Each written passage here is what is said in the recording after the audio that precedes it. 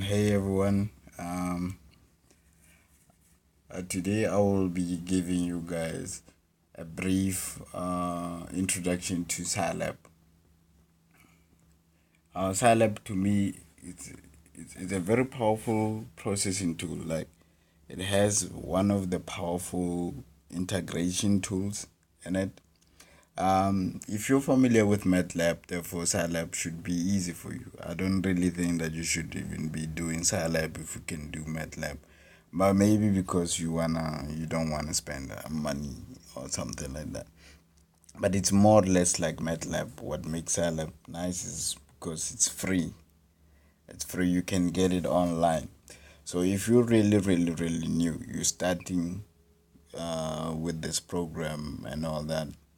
Uh, to download it, just type scilab in your in Google. It will lead you to this page here. Just click on the latest scilab because they always update them. And download it according to your laptop's requirement, 32 bits, one that you have, Linux, whatever. Just you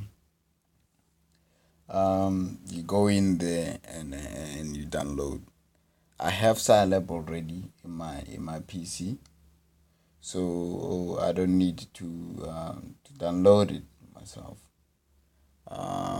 So I'll just go there and open it. So I hope you will simply follow from me from there. Okay, if you don't have scilab already, download it in the meantime. Okay. Um, this is the scilab environment. This is how it looks like. And don't worry me, I'm actually shooting with my phone and I'm on my bed right now. But it shouldn't bother you, man. As long as you get what the point I'm trying to get across. So you can see that you have different sections here. I'm just going to describe those sections before we just get to like basics of these things, right? So on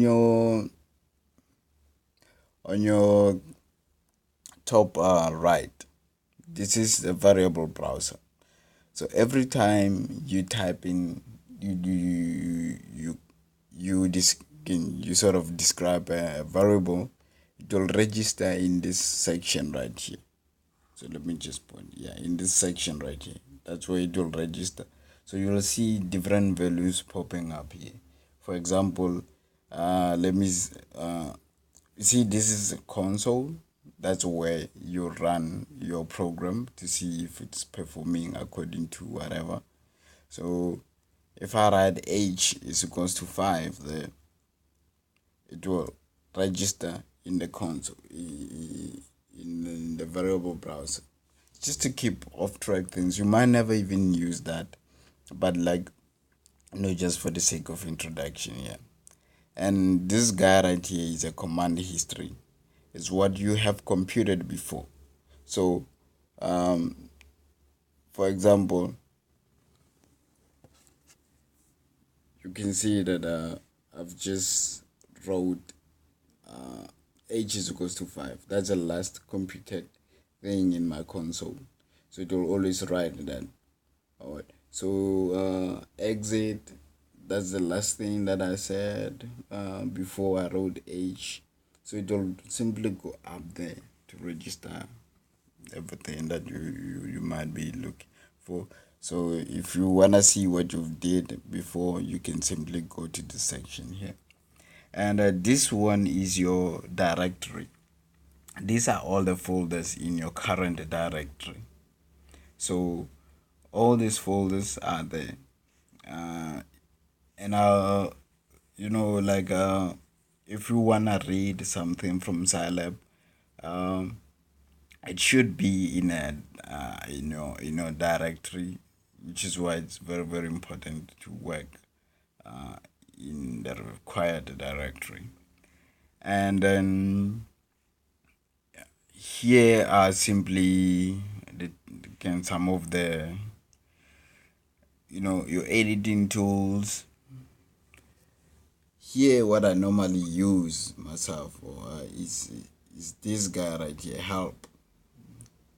You see, when you click on help, you're gonna get a window, and this window here has all these other things in scilab. So let's say you have a question about how a specific function works in scilab.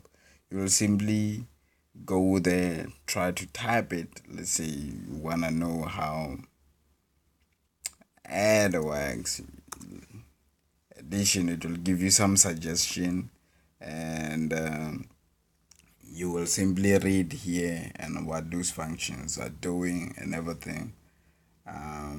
Yeah, later on. And this is not where you write your code in. You write your code in what you will call editor. So see here, I have a file, I have a folder. You have to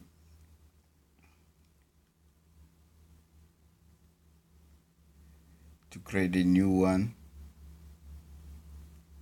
So you simply click that thing with a pencil right here to create an editor. So this guy right here, that guy right there, you click him, this guy pops up. This is where you're gonna write your code. And after you write it, you will execute it, and when you execute it, it will have to register on your console. This guy here is your console. It's what you'll mostly work at to see if your codes are running and doing as you want them to. And that's basically the brief introduction to all these are just logistics. We will get into I will also get into like basics of programming in scilab in the next video. So I'm